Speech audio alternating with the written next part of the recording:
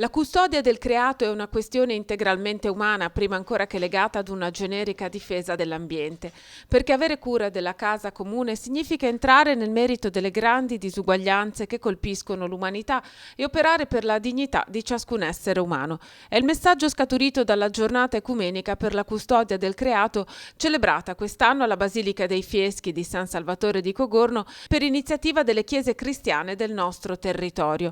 Alla vigilia dell'apertura dei lavori del Sinodo per l'Amazzonia è emerso come la tutela della biodiversità sia possibile e anzi necessaria in considerazione dell'interdipendenza che esiste fra crescita spirituale, fraternità umana e cura della creazione. Credo che come Chiesa sentiamo tutti di doverci un pochettino decentrare, proprio anche per affrontare quanto il Sinodo dirà e proporrà. Mi sento molto ispirata a questa scelta di mettere appunto al centro quella terra, con tutte le sue problematiche che non sono locali ma che impegnano tutti noi, e anche credo con tutte le risorse e le ricchezze che appunto anch'esse non possono restare locali ma hanno qualcosa da dire alla Chiesa universale. Il tema è caro alle chiese cristiane che hanno aderito alla giornata, iniziata con un percorso a piedi in preghiera e proseguita con l'ascolto della riflessione di Don Paolo Zanandreis. Tutto che ha offerto Dio ci ha offerto per infinità, per lungo tempo, non c'è un punto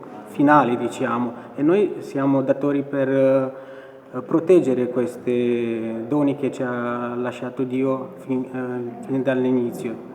Noi siamo una parte della creazione e tutta la biodiversità, tutte le opere che Dio ha creato formano un insieme che si tiene insieme, sopravvive insieme o muore insieme.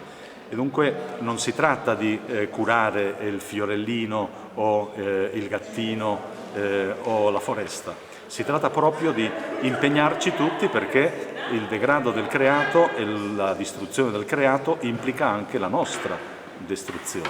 Per questo è così importante, così vitale capire che siamo una unità.